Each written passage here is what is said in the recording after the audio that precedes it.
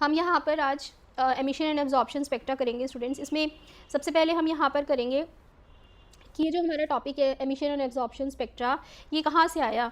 ये आया हमारे पास में स्टूडेंट्स, एविडेंस है ये हमारे पास में, एविडेंस है फॉर द क्वांटाइज्ड, कि हमारे पास में जो एनर्जी लेवल्स थे, हमने क्या पढ़ा था कि इलेक्ट्रॉनिक एनर्जी लेवल्स जो हैं वो क्या होते हैं, क्वांटाइज्ड होते हैं, यानी कि हमारे पास में स्मॉल पैकेट्स ऑफ एनर्जी के फॉर्म में फ्लो करते हैं। तो evidence for the quantized electronic energy levels का ये एविडेंस है यहाँ पर, जो हम एमिशन और एब्जॉर्प्शन स्पेक्ट्रा में पढ़ते हैं स्टूडेंट्स। समझ में आई बात। क्वांटाइज्ड इलेक्ट्रॉनिक एनर्जी लेवल का एविडेंस, इसका मतलब कि इलेक्ट्रॉनिक एनर्जी लेवल्स जो है हमारे पास में ये क्या हैं, क्वांटाइज्ड हैं, ठीक है। और इसको हम प्रूव कर रहे हैं एमिशन और एब्जॉर्प्शन स्पेक्ट्रा से। तो सबसे पहले यहाँ पर देखो कि हमारे पास में हमने क्या पढ़ा था, electromagnetic spectrum. Electromagnetic spectrum, electromagnetic spectrum जो होता है स्टूडेंट्स, इलेक्ट्रोमैग्नेटिक स्पेक्ट्रम, ठीक है। इलेक्ट्रोमैग्नेटिक स्पेक्ट्रम किसका बना होता है, इट कंसिस्ट ऑफ रेडिएशंस। किसका बना हुआ है ये, रेडिएशंस का बना हुआ है, ठीक है, ऑफ डिफरेंट वेवलेंथ्स, अलग अलग वेवलेंथ्स की यहाँ पर अगर हम देखें अलग अलग वेवलेंथ्स हमारी यहाँ पर क्या बना रही हैं, रेडिएशंस बना रही हैं। रेडिएशंस मिलके इलेक्ट्रोमैग्नेटिक स्पेक्ट्रम बन रहा है, या तो वेवलेंथ हो या तो फ्रीक्वेंसी हो। तो रेडिएशंस अलग वेवलेंथ की या फ्रीक्वेंसी की क्या बनाती है, इलेक्ट्रोमैग्नेटिक स्पेक्ट्रम बनाती हैं। जिस इंस्ट्रूमेंट से आप यहाँ पर, इंस्ट्रूमेंट चाहिए ना कोई मेजर करने के लिए, तो इंस्ट्रूमेंट यूज टू सेपरेट, अगर हमें सेपरेट कराना है, use to separate the radiations of different wavelengths की रेडिएशंस को अगर हमें सेपरेट कराना है या फिर फ्रीक्वेंसीज़ को सेपरेट कराना है, तो हम वहाँ पर क्या यूज़ करते हैं स्टूडेंट्स, स्पेक्ट्रोस्कोप, ठीक है, स्पेक्ट्रोस्कोप या फिर स्पेक्ट्रोग्राफ यूज़ करते हैं। तो इलेक्ट्रोमैग्नेटिक स्पेक्ट्रम के अंदर जो डिफरेंट वेवलेंथ और फ्रीक्वेंसीज़ की रेडिएशन है उनको सेपरेट कराने से हम स्पेक्ट्रोस्कोप से उन्हें ऑब्जर्व कर सकते हैं, ठीक है। अभी इस स्पेक्ट्रोस्कोप में स्टूडेंट्स यहाँ पर क्या क्या होता है, स्पेक्ट्रोस्कोप, ये हमारा यहाँ पर पहला पॉइंट। स्पेक्ट्रोस्कोप जो होता है हमारे पास में स्टूडेंट्स, इस स्पेक्ट्रोस्कोप के अंदर क्या होता है, स्पेक्ट्रोस्कोप के अंदर हमारे पास में प्रिज्म होता है। प्रिज्म पता है ना सभी को, प्रिज्म, या हम यहाँ पर कोई डिफ्रैक्शन ग्रेटिंग ले सकते हैं, उससे भी हम स्पेक्ट्रोस्कोप का काम करा सकते हैं, डिफ्रैक्शन ग्रेटिंग, ठीक है। इसको हम पढ़ेंगे अभी कि ये सब कैसे यूज़ करना है आपने। तो स्पेक्ट्रोस्कोप के अंदर प्रिज्म या डिफ्रैक्शन ग्रेटिंग होता है। ये क्या काम करते हैं, ये हमारे पास में इनका काम क्या है, प्रिज्म का या डिफ्रैक्शन ग्रेटिंग का, ये डिस्पर्शन ऑफ रेडिएशन करेंगे, ठीक है, रेडिएशन का डिस्पर्शन करेंगे, डिस्पर्शन ऑफ रेडिएशन। अब ये इन्होंने जो डिस्पर्शन किया रेडिएशन का, इसको जो है यहाँ पर हम एग्जामिन कैसे कर सकते हैं, with the help of telescope. Telescope की हेल्प से हम उसको एग्जामिन कर सकते हैं विद द ह्यूमन आई, ठीक है। अगर हम यहाँ पर इस स्पेक्ट्रोस्कोप को रिप्लेस कर दें स्टूडेंट्स, ठीक है, यहाँ हमने क्या किया, स्पेक्ट्रोस्कोप को रिप्लेस अगर हमने किया इस स्पेक्ट्रोस्कोप में, जो हमने ये सब चीज़ें पढ़ी स्टूडेंट्स, प्रिज्म पढ़ा, डिफ्रैक्शन ग्रेटिंग यूज़ कर सकते हो, ठीक है, और टेलीस्कोप यूज़ कर सकते हो। तो स्पेक्ट्रोस्कोप के अंदर अगर हम टेलीस्कोप को रिप्लेस कर दें फोटोग्राफिक फिल्म से, ठीक है, फोटोग्राफिक फिल्म को अगर हम लेके आए हैं in spite of using telescope, in spite of using telescope, हम टेलीस्कोप की जगह जो ऑब्जर्वेशन हमने करनी है, ठीक है, एनालिसिस करना है, वो हम फोटोग्राफिक फिल्म की हेल्प से अगर करें, तो इंस्ट्रूमेंट हमारा वहाँ पर क्या कहलाएगा, the instrument is called as spectrograph. तो हम उस इंस्ट्रूमेंट को क्या बोलेंगे स्टूडेंट, स्पेक्ट्रोग्राफ बोलेंगे उसको, ठीक है।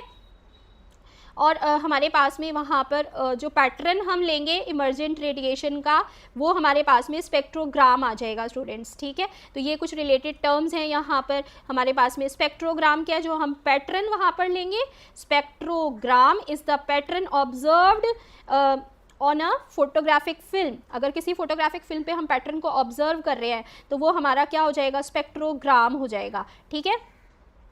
और हम अगर स्टूडेंट्स जो branch of the science dealing with the study of spectra, यहाँ पर स्पेक्ट्रा की स्टडीज़ जो करते हैं वो हम कहाँ से कर सकते हैं, कौन सी ब्रांच होती है, it is called as spectroscopy. Spectroscopy is the branch of the science which deals with the study of spectra, study of spectra, ठीक है, क्योंकि हमने यहाँ पर स्पेक्ट्रा को पढ़ना है, इसीलिए हम क्या बोल रहे हैं, हम स्पेक्ट्रोस्कोपी कर रहे हैं। स्पेक्ट्रोग्राम क्या है हमारे पास में यहाँ पर स्टूडेंट्स, व्हाट इज़ स्पेक्ट्रोग्राम, कि जो पैटर्न हम इमर्जेंट रेडिएशन का फोटोग्राफिक फिल्म पर लेंगे, फोटोग्राफिक फिल्म हमने कब ली, अगर हम स्पेक्ट्रोस्कोप में से टेलीस्कोप को हटाकर हम फोटोग्राफिक फिल्म को यूज़ करें तो वहाँ पर फोटोग्राफिक फिल्म पर जो पैटर्न ऑब्टेन होगा that pattern is called as spectrogram, ठीक है, समझे। तो हमने यहाँ पर क्या क्या पढ़ा स्टूडेंट्स, हमने यहाँ पर पढ़ा कि हमारे पास में पहला जो हम पढ़ रहे हैं spectra can be broadly classified into 2 types, ठीक है, 2 टाइप्स में इसको क्लासिफाई किया जा सकता है। कौन सी हैं वो 2 टाइप्स, एमिशन स्पेक्ट्रा है और दूसरा हमारे पास में एब्जॉर्प्शन स्पेक्ट्रा है, एमिशन स्पेक्ट्रा है, एब्जॉर्प्शन स्पेक्ट्रा है, समझ गए, 2 टाइप्स में डिवाइड कर सकते हैं हम स्पेक्ट्रा को। अब हमारे पास में सबसे पहले हम क्या पढ़ेंगे यहाँ पर, व्हाट इज़ एमिशन स्पेक्ट्रा, ये एमिशन स्पेक्ट्रा क्या होता है, ठीक है। तो एमिशन स्पेक्ट्रा के अंदर हम क्या करते हैं स्टूडेंट्स, देखो एमिशन स्पेक्ट्रा के अंदर हमारे पास में जो रेडिएशन होती है, ठीक है, इलेक्ट्रोमैग्नेटिक रेडिएशन, वो किसी पर्टिकुलर सोर्स से एमिट होती है, ठीक है, किसी पर्टिकुलर सोर्स से रेडिएशन एमिट होगी एंड देन हम उस रेडिएशन को जो कि सन से या फिर इलेक्ट्रिक डिस्चार्ज से हम ले सकते हैं या हीटिंग से ले सकते हैं, इसको फिर हम डायरेक्टली पास कराएंगे प्रिज्म से पास कराने के बाद फिर हम इसको फोटोग्राफिक प्लेट पर इसका पैटर्न लेंगे, फोटोग्राफिक प्लेट पर पैटर्न लिया हमने, ठीक है, एंड ये हमारे पास में यहाँ पर क्या बन जाएगा, मिल जाएगा स्टूडेंट्स, हमें स्पेक्ट्रम मिल जाएगा विच इज़ एमिशन स्पेक्ट्रम। ये कौन सा स्पेक्ट्रम मिला स्टूडेंट्स हमें यहाँ पर, एमिशन स्पेक्ट्रम, ठीक है, this is called as emission spectrum, यहाँ पर ये क्या कहलाएगा, this is called as emission spectrum. तो इस तरह से हमारे पास में एमिशन स्पेक्ट्रम मिलता है स्टूडेंट्स, ठीक है, कैसे मिलता है, क्या पढ़ा हमने कि हमारे पास में सोर्स ऑफ लाइट है, तो हम यहाँ पर अगर देखें स्टूडेंट्स तो सोर्स ऑफ रेडिएशन पर भी हम यहाँ पर 2 पार्ट्स में इसको फर्दर क्लासीफाई कर सकते हैं। सोर्स ऑफ रेडिएशन पर अगर हम यहाँ पर सोर्स ऑफ रेडिएशन पर एमिशन स्पेक्ट्रा को 2 पार्ट में डिवाइड करें तो पहला है हमारे पास में यहाँ पर कॉन्टीन्यूअस स्पेक्ट्रा, ठीक है, और दूसरा है स्टूडेंट्स हमारे पास में यहाँ पर लाइन स्पेक्ट्रा, ठीक है, समझ में आया। एमिशन स्पेक्ट्रा क्या है, जब सोर्स हमारे यहाँ पर रेडिएशन एमिट करता है उसको प्रिज्म से पास करोगे, फोटोग्राफिक प्लेट पर लोगे, फिर हमें जो स्पेक्ट्रम मिलेगा वो एमिशन स्पेक्ट्रम होगा। सोर्स जो है हमारा यहाँ पर 2 पार्ट से डिवाइड हो सकता है, कॉन्टीन्यूअस स्पेक्ट्रा बनाएगा एक, दूसरा हमारा यहाँ लाइन स्पेक्ट्रा बनाएगा। तो पहले हम सबसे पहले पढ़ेंगे यहाँ पर, फर्स्ट हमारा है यहाँ कॉन्टीन्यूअस स्पेक्ट्रा। कॉन्टीन्यूअस स्पेक्ट्रा कैसे बनता है, ठीक है, व्हाट इज़ कॉन्टीन्यूअस स्पेक्ट्रा। तो कॉन्टीन्यूअस स्पेक्ट्रा कैसे बनेगा यहाँ पर स्टूडेंट्स हमारे पास में, देखो इसके अंदर हमें यहाँ पर क्या करना है कि हमने यहाँ पर जो है स्टूडेंट्स यहाँ पर क्या लिया, हमने वाइट लाइट ली, ठीक है, दिस इज़ वाइट लाइट, हमने यहाँ पर इसको स्लिट में से पास कराया है, स्लिट जो है यहाँ पर ली हमने स्लिट क्या होता है स्टूडेंट्स, यहाँ पर देखो इसके अंदर हमें एक गैप होता है स्लिट के अंदर, उसमें से हमने इसको पास कराया, this is white light. White light को हमने किस में से पास कराया है, स्लिट में से पास कराया है, और पास कराने के बाद इसको हमने यहाँ पर पास कराने के बाद प्रिज्म में से पास कराया स्टूडेंट्स, ठीक है, डायरेक्टली प्रिज्म में से पास कराया। जब आप इसको प्रिज्म में से पास कराओगे तो यहाँ पर हमारे पास में कुछ डेविएशंस देखने को मिलेंगे, ठीक है, यहाँ पर आपके पास जो है कुछ डेविएशंस देखने को मिलेंगे स्टूडेंट्स, ठीक है, कुछ एंगल से जो लाइट है वो डेविएट कर जाएगी। तो ये जो है आपको पैटर्न यहाँ पर देखने को मिलता है। तो इस तरीके से अगर हम यहाँ पर इस पैटर्न को एक फोटोग्राफिक प्लेट पर लें, दिस इज़ फोटोग्राफिक प्लेट, ये क्या था हमारे पास में प्रिज्म है, देन आपने ये जो पैटर्न है इसको कहाँ पर ऑब्जर्व करा फोटोग्राफिक प्लेट के ऊपर, ठीक है, फोटोग्राफिक प्लेट के ऊपर इस पैटर्न को लिया और हमें यहाँ पर फोटोग्राफिक प्लेट पर जब आपने इस पैटर्न को लिया है स्टूडेंट्स, तो ये हमारा यहाँ पर जो पैटर्न नज़र आ रहा है ये कहलाएगा एमिशन स्पेक्ट्रम। ये किस तरह का होगा स्टूडेंट्स, यहाँ पर दिस इज़ विबग्योर, ठीक है, यहाँ पर हमारे पास में विबग्योर जो है पैटर्न आपको नज़र आएगा, विबग्योर।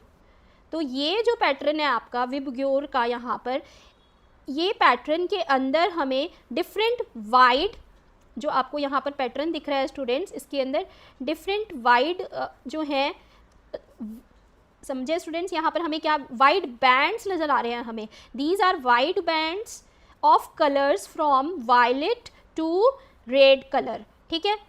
अब ये जो हमें यहाँ पर वाइड बैंड्स नज़र आ रहे हैं from violet to red colour, ये कलर्स हमारे यहाँ पर क्या होंगे students, these are continuous colours, ये कॉन्टीन्यूअस कलर्स हैं, दीज आर कॉन्टीन्यूअस कलर्स, एक साथ यहाँ पर ये कलर्स एक दूसरे में मर्ज होते हुए आपको दिखाई देंगे, ठीक है। कॉन्टीन्यूअस का मतलब है कि हमारे पास में यहाँ पर क्या हो रहा है स्टूडेंट्स, कलर की मर्जिंग हो रही है, colours are merging into each other, एक पर्टिकुलर लाइन पर ऐसा नहीं है कि वो ख़त्म हो जा रहा है कलर, ठीक है, तो there is a merging of colours between each other, यहाँ पे हमें कलर्स की मर्जिंग दिखाई देगी, जब एक बैंड दूसरे बैंड का कलर यहाँ पर नेक्स्ट कलर शो करेगा तो उसके बीच में यहाँ पर मर्जिंग ऑफ कलर्स भी हमें दिखाई देंगे। So this is called as continuous, ये हमें यहाँ पर एक कॉन्टीन्यूअस स्पेक्ट्रा दे रहा है।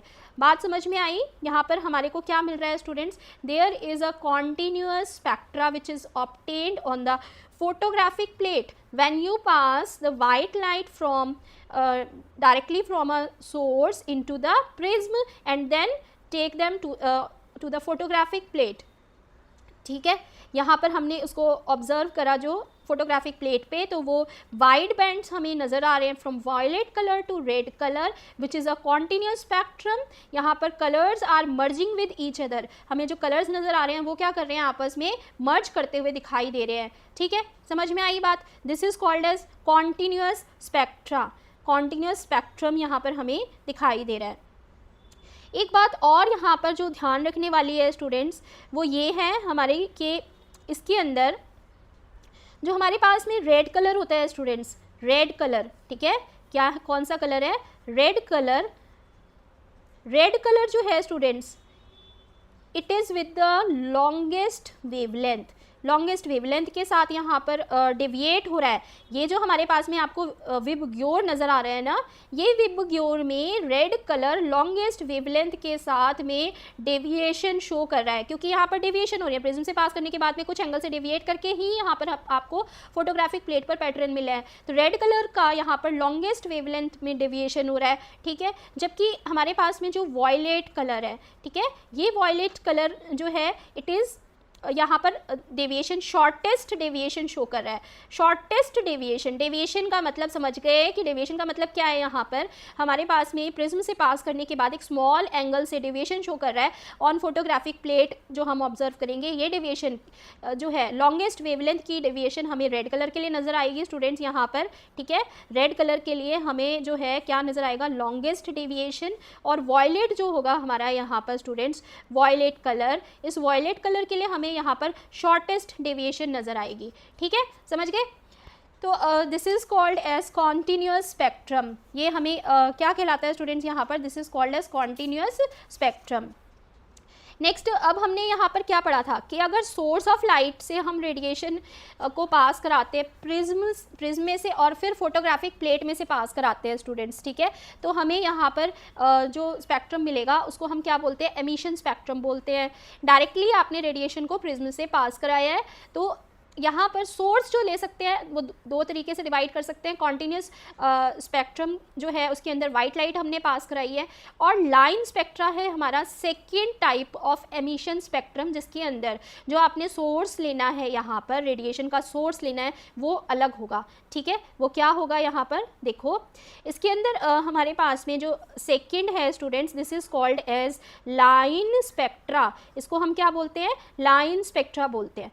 तो इसके अंदर हमारे पास में यहाँ पर क्या होता है स्टूडेंट्स की देखो यहाँ पर हमने कॉन्टिन्यूस स्पेक्ट्रा में वाइट लाइट को स्लिट से पास कराया था, समझ गए? वाइट लाइट को किस में से पास कराया है? स्लिट में से पास कराया, ध्यान रखना ये।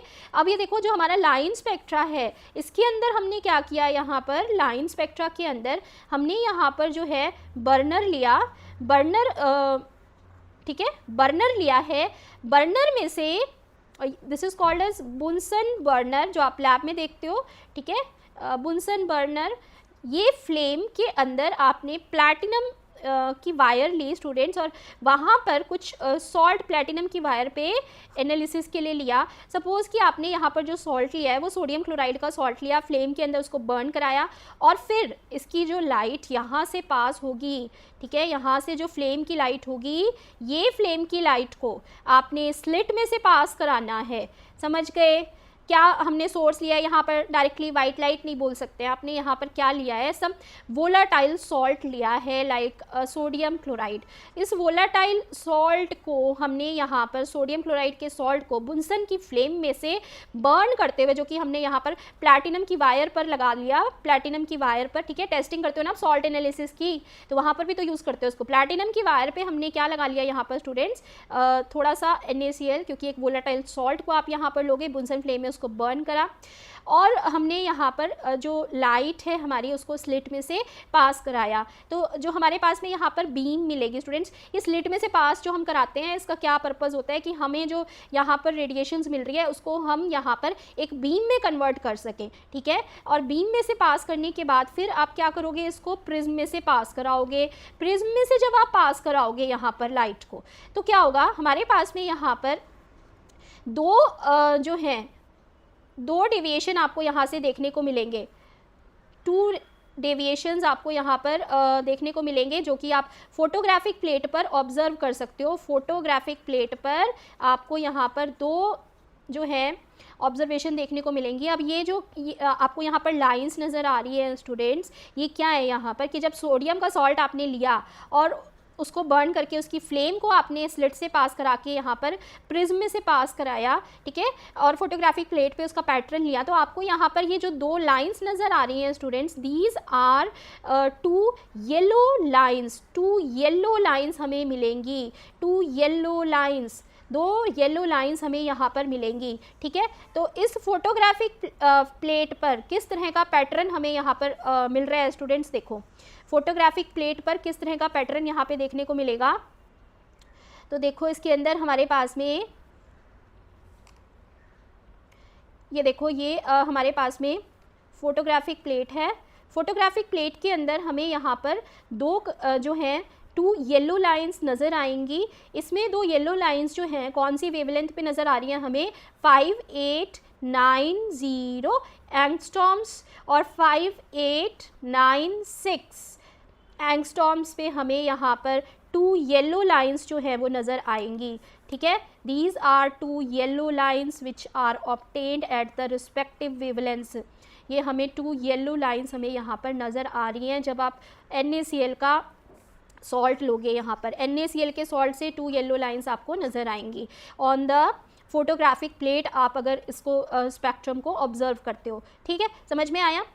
अब यहाँ पर आपके पास में स्टूडेंट्स हमें यहाँ पर कोई भी कॉन्टिन्यूस स्पेक्ट्रम नहीं मिला। कहने के लिए अब हम यहाँ से क्या एक पॉइंट निकाल सकते हैं कि हमारे को यहाँ पर कोई कॉन्टिन्यूस स्पेक्ट्रम नहीं मिल रहा है, no continuous spectrum is obtained here, ठीक है। दूसरा कि हमारे पास में कुछ आइसोलेटेड कलर लाइंस हमें यहाँ पर देखने को मिल रही हैं, आइसोलेटेड कलर्ड लाइंस, ठीक है। Isolated coloured lines at different wavelengths हमें यहाँ पर देखने को मिलेंगी, which are obtained on photographic plates separated from each other by the dark distance, dark spaces. ये जो आपको दिखाई दे रहे हैं ना स्टूडेंट्स, ये इसको हम क्या बोलते हैं, दीज आर डार्क स्पेसेस। इन डार्क स्पेसेस के बीच में आपको यहाँ पर 2 येलो लाइंस देखने को मिलेंगी, आइसोलेटेड कलर्ड लाइंस। कोई भी कॉन्टिन्यूस स्पेक्ट्रम यहाँ पर आपको देखने को नहीं मिल रहा, that is why it is called as line spectra. इसीलिए इसको हम क्या बोलते हैं, लाइन स्पेक्ट्रा, ठीक है। अब यहाँ पर एक और जो इम्पॉर्टेंट पॉइंट हमारे पास में आ रहा है स्टूडेंट्स, वो ये है कि हर लाइन, ईच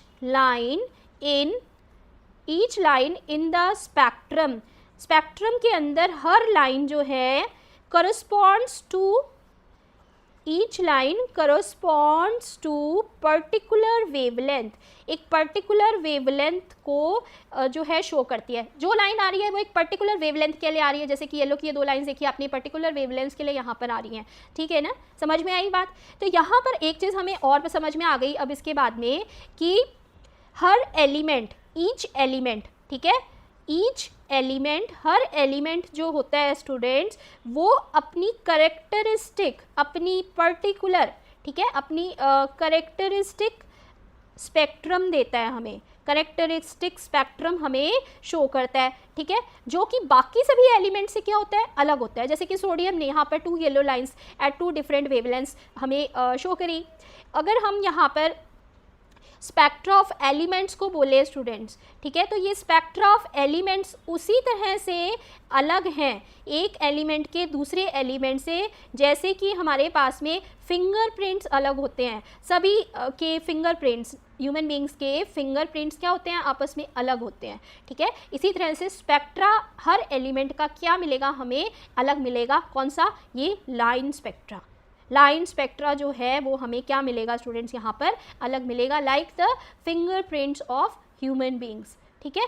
जैसे कि ह्यूमन बींग्स की फिंगरप्रिंट्स अलग है तो हर एलिमेंट का स्पेक्ट्रा अलग है। तो लाइन स्पेक्ट्रा से एक बहुत ही क्लियर पिक्चर हमें पता चल जाती है उस एलिमेंट के बारे में, ठीक है।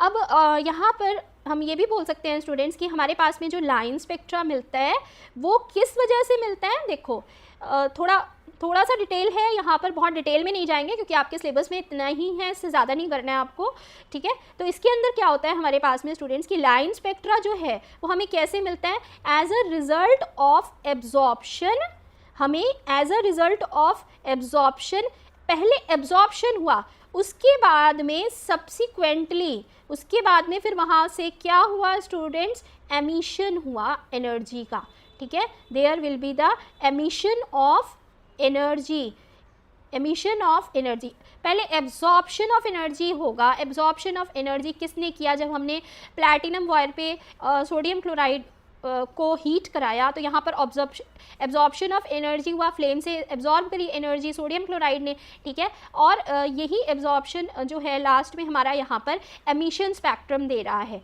ठीक है। तो इसके अंदर हमारे पास में पहले एब्जॉर्प्शन होगा, यही एब्जॉर्प्शन से यहाँ पर हमें emission of energy by the electrons, किसमें कौन से इलेक्ट्रॉन्स यहाँ पर शो करेंगे एमिशन, जिन्होंने एनर्जी को एब्सॉर्ब किया है, individual atoms of the element, her element का एटम अलग अलग होगा, ठीक है। इंडिविजुअल एटम जो एब्जॉर्ब करेगा एनर्जी वही यहाँ पर एमिट करेगा। तो ये हमारे पास में था स्टूडेंट्स लाइन स्पेक्ट्रा, ठीक है। लाइन स्पेक्ट्रा को हम जो है दूसरा नाम देते हैं स्टूडेंट्स एटॉमिक स्पेक्ट्रम भी बोलते हैं इसको, ठीक है। बहुत ज़्यादा डिटेल में तो आपका हायर क्लासेस में है, अभी के लिए इतना ही, लाइन स्पेक्ट्रा या एटॉमिक स्पेक्ट्रा।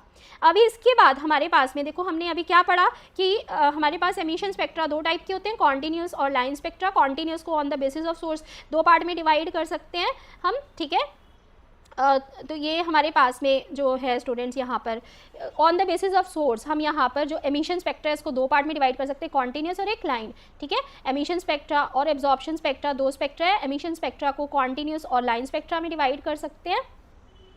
और हमारे पास में अब थर्ड टाइप जो है स्टूडेंट्स वो क्या है, एब्जॉर्प्शन स्पेक्ट्रा। तो चलो देखते हैं अब हमारे पास में next type. So what is absorption spectra, हमारे पास में थर्ड टाइप जो है स्टूडेंट्स जो हमारी एब्जॉर्प्शन स्पेक्ट्रा है ये क्या होगी, ठीक है। एब्जॉर्प्शन स्पेक्ट्रा,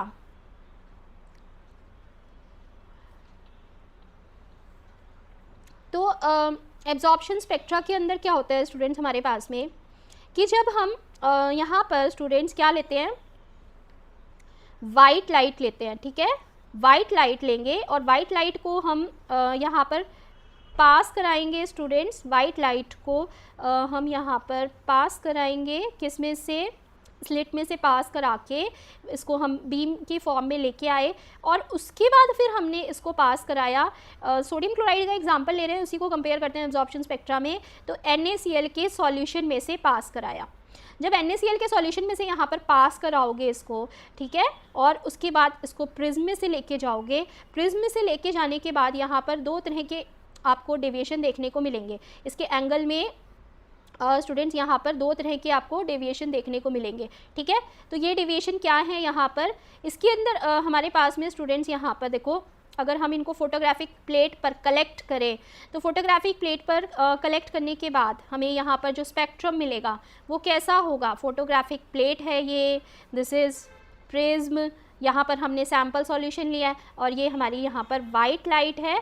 वाइट लाइट को हमने पास कराया है स्लिट में से और इसको हम बीम के फॉर्म में लेके आए। तो फोटोग्राफिक प्लेट पर आपको यहाँ पर क्या नज़र आएगा, देयर देखो यहाँ पर हमें क्या नज़र आ रहा है, अब ये देखो जो हमें यहाँ पर स्पेक्ट्रम नज़र आएगा वो कैसा नज़र आएगा, ठीक है। इसके अंदर हमें वाइड बैंड्स नज़र आएंगे, ठीक है। ये वाइड बैंड्स कौन से हैं, विबग्योर के हैं। तो ये हो गया वायलेट, इंडिको, ब्लू, ग्रीन, ऑरेंज, रेड, ठीक है। ये हमारे विबग्योर के जो हैं बैंड्स नज़र आ रहे हैं। अब इसके बाद हमारे पास में स्टूडेंट्स यहाँ पर ये देखो, इसके बाद अगर हम देखें विबग्योर, हमें वाइड बैंड्स नज़र आए। देन अगर हम इसमें देखें क्या फ़र्क है, विबग्योर के अंदर हमें वाइड बैंड्स तो नज़र आ रहे हैं, लेकिन इन वाइड बैंड्स के अंदर क्योंकि आपने यहाँ पर NaCl का सॉल्यूशन लिया है, NaCl का सॉल्यूशन यहाँ पर लिया है, तो यहाँ पर आपको क्या नज़र आएगा स्टूडेंट्स, जो हमारा यहाँ पर देखो वॉयलेट, इंडिको, ब्लू, ग्रीन, येलो भी आना था एक बीच में, येलो भी लो, एक आपके पास में एक येलो भी आएगा। तो ये हो गया स्टूडेंट्स यहाँ पर एक विबग्योर का येलो लो रीजन। तो ये हमारे पास स्टूडेंट्स यहाँ पर येलो, ऑरेंज, रेड, जो येलो रीजन है स्टूडेंट्स यहाँ पर येलो रीजन, ठीक है। इस येलो रीजन के अंदर हमें क्या नज़र आएंगी, अब जो 7 बैंड्स तो आपको नज़र आ ही रहे हैं वाइड बैंड्स, इसके अलावा इस येलो रीजन के अंदर आपको कुछ डार्क लाइंस नज़र आएंगी। कितनी नज़र आएंगी यहाँ पर डार्क लाइंस, आपको देखो यहाँ पर हमें डार्क लाइंस नज़र आ रही हैं। These are dark lines in yellow region. Yellow region के अंदर हमें क्या नज़र आ रहा है, डार्क लाइंस नज़र आ रही हैं of continuous spectrum. Continuous spectrum तो है जिसके अंदर कॉन्टीन्यूस स्पेक्ट्रम में आपको एक विबग्योर मिलता है, वाइड बैंड्स का विबग्योर मिल रहा है, लेकिन जो येलो रीजन है उसके अंदर आपको डार्क लाइंस येलो रीजन के अंदर नज़र आएंगी because of this NaCl solution, इस सोडियम क्लोराइड सॉल्यूशन के कारण, ठीक है। समझ में आई बात यहाँ पर, ये कैसे डिफरेंट है। अब जो हमारा लाइन स्पेक्ट्रा था उससे अलग कैसे है। लाइन स्पेक्ट्रा के अंदर हमें बाकी सभी डार्क स्पेसेस नज़र आ रही थी, केवल डार्क स्पेसेस के बीच में 2 लाइंस दिखी थी, ठीक है। जबकि हमें यहाँ पर एब्जॉर्प्शन स्पेक्ट्रा में येलो रीजन, जो हमारा पूरा विबग्योर दिखेगा उसके अंदर येलो रीजन में 2 डार्क स्पेसेस हमें नज़र आएंगे स्टूडेंट्स, 2 डार्क लाइंस हमें नज़र आएंगी येलो रीजन की, और वो करस्पॉन्ड कर रही है यहाँ पर सोडियम क्लोराइड की ये 2 लाइंस दे रही हैं, ठीक है। समझ में आ गई बात। अब हमें ये डार्क लाइंस हमेशा उसी जगह पर नज़र आएंगे स्टूडेंट्स, सेम एलिमेंट के लिए आपको हमेशा डार्क लाइंस उसी जगह पर नज़र आएंगी जैसे कि आपको कहाँ पर नज़र आ रही थी, एमिशन स्पेक्ट्रा के अंदर दिखाई दे रही थी। समझ गए, एमिशन स्पेक्ट्रा के अंदर जहाँ पे दिखाई दे रही थी उसी जगह पर, उसी वेवलेंथ पर नज़र आ रही थी, लेकिन जो आपको स्पेक्ट्रा दिखाई दे रहा है बस वो अलग तरीके से यहाँ पर दिखाई देगा। यहाँ पर आपके पास डार्क स्पेसेस के अंदर 2 लाइंस दिख रही हैं, ठीक है। इनका ये जो लाइंस शो हो रही हैं वो उसी जगह पर शो होंगी, उतनी ही वेवलेंथ पे शो होंगी यहाँ पर भी, एब्जॉर्प्शन स्पेक्ट्रा के अंदर भी, लेकिन यहाँ पर जो आपको पैटर्न दिखेगा वो डिफरेंट होगा। यहाँ पर आपको कॉन्टिन्यूस स्पेक्ट्रम के अंदर येलो रीजन में 2 डार्क लाइंस नज़र आएंगी, ठीक है। बात समझ में आ गई। यहाँ पर आपको जो डार्क लाइंस दिख रही हैं वो भी हमें सेम उसी वेवलेंथ पर उसी जगह पर नज़र आएंगी जो कि एमिशन स्पेक्ट्रा में दिखाई दी थी, ठीक है। तो इससे हमें क्या पता चलता है कि यहाँ पर हम जो पहली अपनी इस एमिशन स्पेक्ट्रम से ऑब्जर्वेशन निकाल सकते हैं वो ये है कि वेवलेंथ जो इसने एब्जॉर्ब की है स्टूडेंट्स यहाँ पर, ठीक है, वेवलेंथ एब्जॉर्ब्ड हेयर, जो इसने यहाँ पर वेवलेंथ एब्जॉर्ब की है, इसने एब्जॉर्ब की ना वेवलेंथ NaCl सॉल्यूशन ने, वाइट लाइट को हमने पास कराया स्लेट में से, सोडियम क्लोराइड ने इस वाइट लाइट को एब्जॉर्ब किया है पहले, ठीक है। तो जो वेवलेंथ एब्जॉर्ब की है स्टूडेंट्स यहाँ पर, ठीक है, these wavelength absorbed were same as emitted in the emission spectra. जिस वेवलेंथ की एब्जॉर्प्शन की है इसने, उसी वेवलेंथ का यहाँ पर इसने एमिशन किया है। बात समझ में आ गई? Wavelength absorbed were same as emitted, ठीक है, इन द एमिशन स्पेक्ट्रम। तो ये हमारा हो गया यहाँ पर स्टूडेंट्स एमिशन स्पेक्ट्रम हो गया, ठीक है, समझ में आ गया। अभी अगर हम यहाँ पर अब एक क्योंकि हमने एब्जॉर्प्शन स्पेक्ट्रा एमिशन स्पेक्ट्रा के दोनों पार्ट्स को पढ़ लिया है, तो अगर हम एक टोटल डिफरेंस देखें, व्हाट इज़ द डिफरेंस, हमारे पास में यहाँ पर जो डिफरेंस है बिटवीन एमिशन स्पेक्ट्रम और एब्जॉर्प्शन स्पेक्ट्रम, इसके बीच का मेन डिफरेंसेस क्या होंगे, ठीक है, what are the main differences between emission spectrum and absorption spectrum.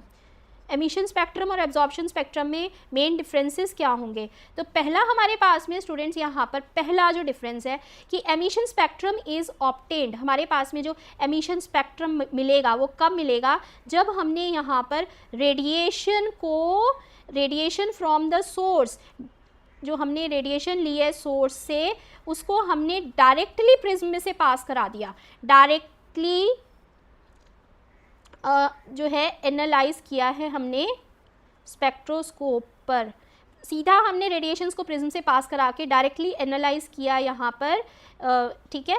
और अगर हम यहाँ पर देखें एब्जॉर्प्शन स्पेक्ट्रा के अंदर, तो इसके अंदर हम क्या कर रहे हैं कि हमने पहले वाइट लाइट ली, वाइट लाइट को फिर हमने यहाँ पर पास कराया सब्सटेंस से पास कराया, देन हमने यहाँ पर ट्रांसमिटेड लाइट को पास कराया है। स्टूडेंट्स याद रखो कि हमने यहाँ पर ट्रांसमिटेड लाइट, ठीक है, हमने यहाँ पर किसको पास कराया है स्टूडेंट्स? ट्रांसमिटेड लाइट को हमने यहाँ पर पास कराया है।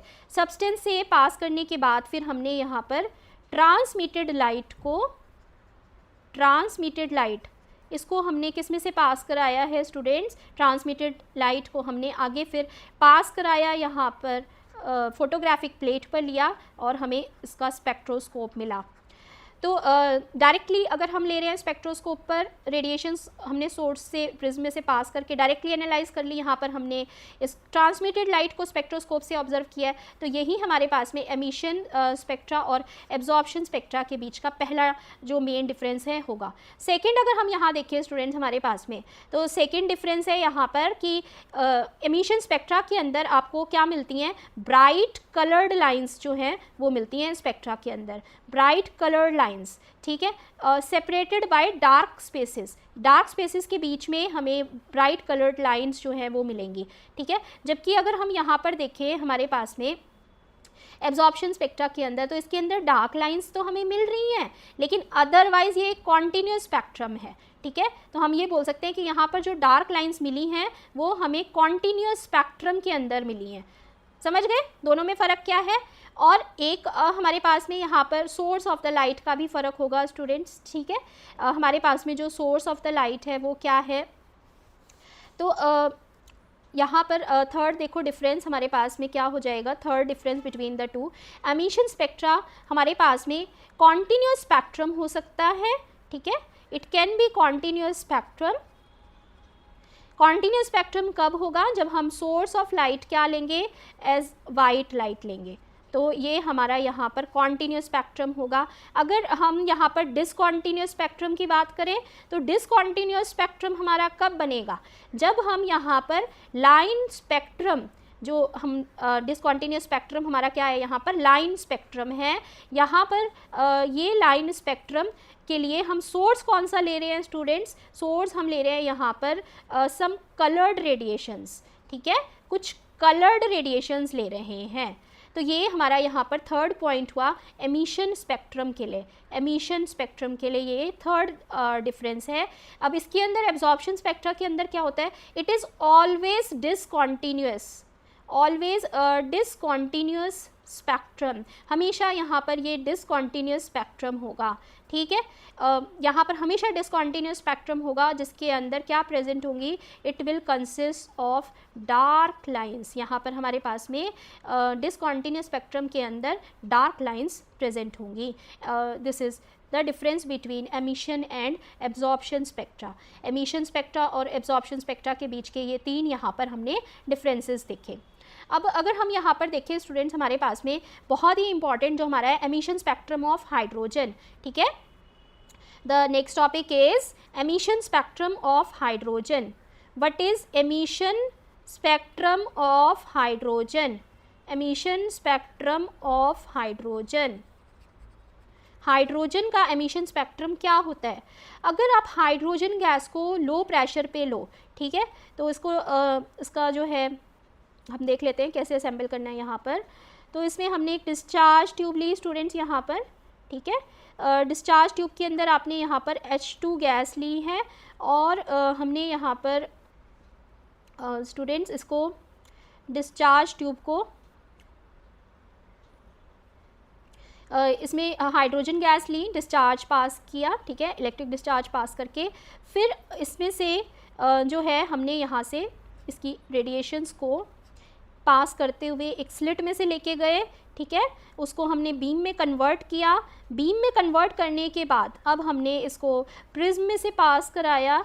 जब आप प्रिज्म में से पास कराओगे तो यहाँ पर हमें एक लाइन स्पेक्ट्रम नज़र आएगा, ठीक है। आपने यहाँ पर क्या किया, देखो इसके अंदर हाइड्रोजन गैस ली हमने डिस्चार्ज ट्यूब से, डिस्चार्ज ट्यूब से हाइड्रोजन गैस लेने के बाद जब आप लाइट पास कराओगे यहाँ पर तो ये हमारे पास में लाइट जो है यहाँ पर स्टूडेंट्स, जब आप यहाँ पर लाइट पास कराओगे और इस लाइट को एक फ़ोटोग्राफिक फिल्म पर लोगे, ठीक है, तो अब यहाँ पर हमारे पास में किस तरह का पैटर्न शो हो रहा है ये देखो। तो इसके अंदर आपको जो फोटोग्राफिक प्लेट पे पैटर्न नज़र आएगा, ये कैसा पैटर्न होगा स्टूडेंट्स यहाँ पर, इसके अंदर this is emission spectrum of hydrogen, hydrogen का एमिशन स्पेक्ट्रम है ये।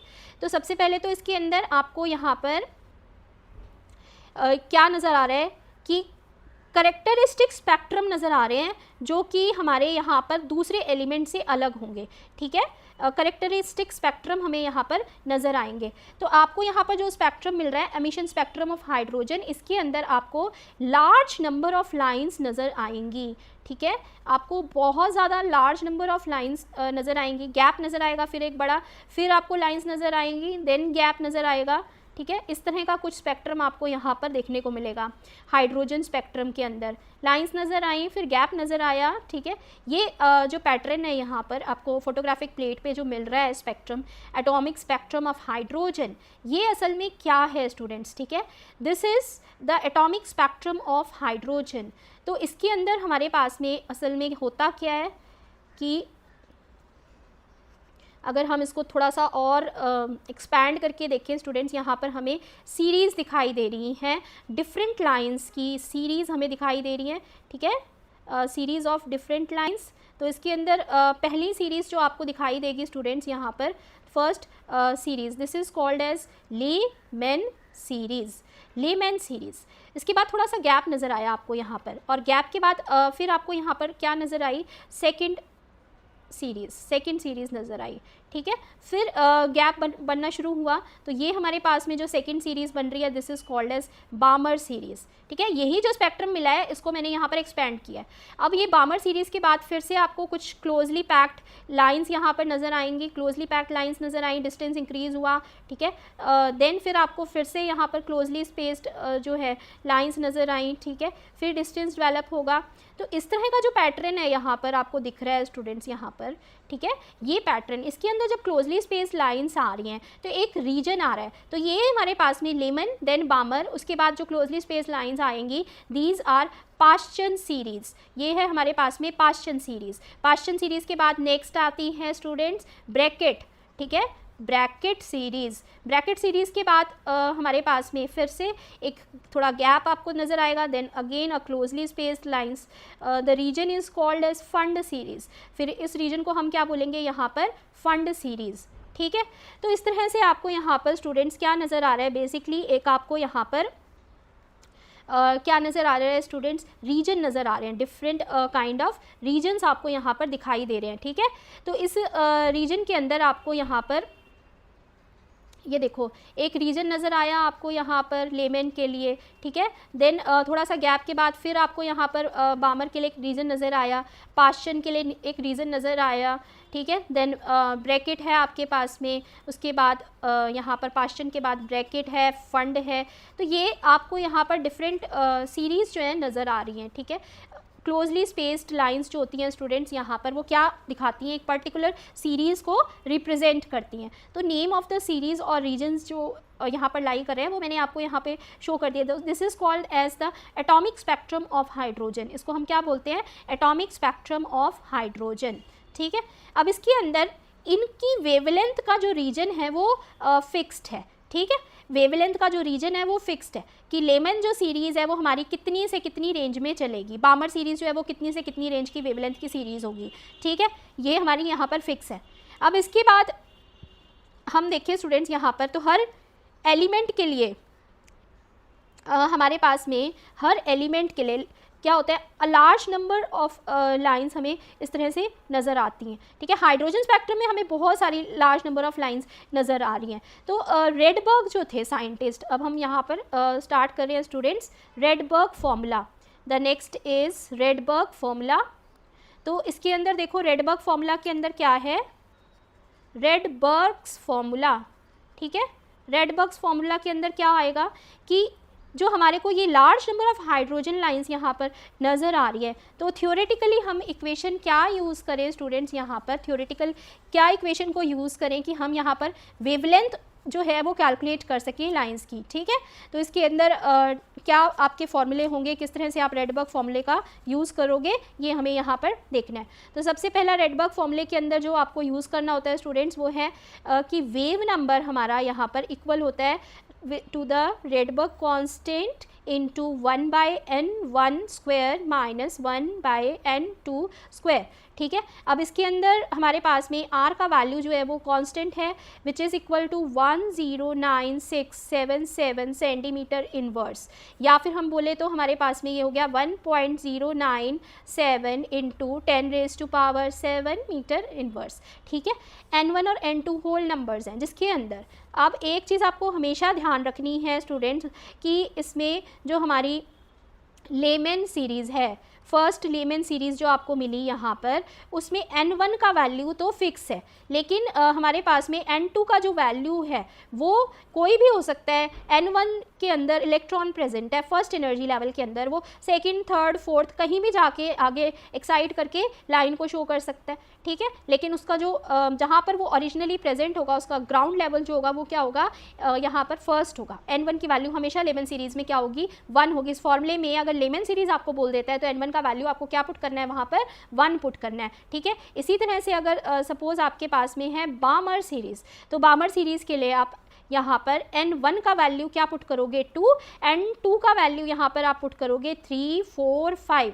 ठीक है, तो इस तरह से लेमन बामर, देन आपके पास में आ गया यहाँ पर पाशन सीरीज़। सब्सिक्वेंटली आप यहाँ पर बाकी सभी के लिए इसी तरह से n1 का वैल्यू 3 हुआ, n2 का वैल्यू यहाँ पर 4, 5, 6 हुआ। ठीक है, और सेम आपको ये ब्रैकेट और फंड के लिए भी देखना है। ठीक है, यहाँ पर सेम जो है वो ब्रैकेट सीरीज़ और फंड सीरीज़ के लिए भी सेम इसी तरह से देखोगे।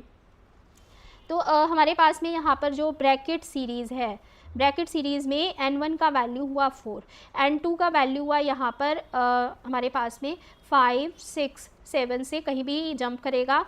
देन हमारे पास में सीरीज़ फंड के लिए n1 का वैल्यू है 5 और n2 का वैल्यू 6, 7 अबव कहीं भी ये यहाँ पर जंप कर सकता है।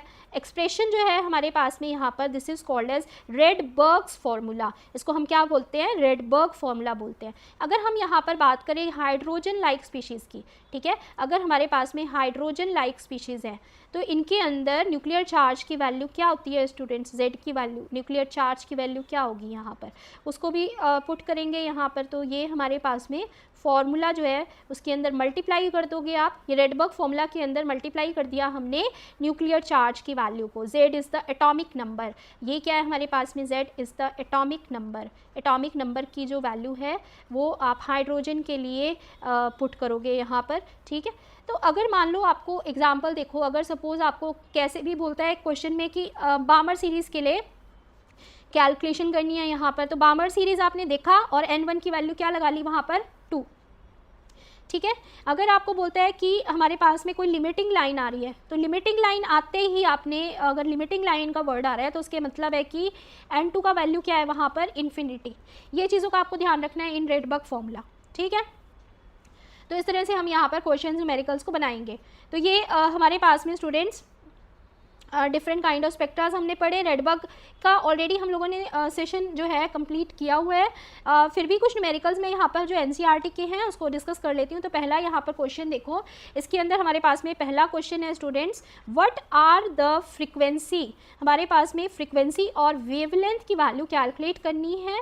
अगर हमारे पास जो ट्रांजिशन हुआ है वो n=5 to n=2 state in hydrogen atom हुआ है, ठीक है।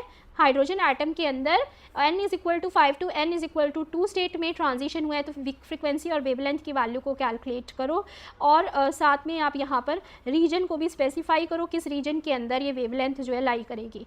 तो अब इस क्वेश्चन को कैसे करेंगे, करके देखो ये question, try to solve this question students. तो इसके अंदर सबसे पहले तो हमारे पास में यहाँ पर रेडबर्ग फॉर्मूला लगाएंगे, wave number r into 1/n1² minus n2²। और इसके अंदर हमारे पास में यहाँ पर स्टूडेंट्स r का वैल्यू तो फिक्स है विच इज़ 109,677 सेंटीमीटर इनवर्स।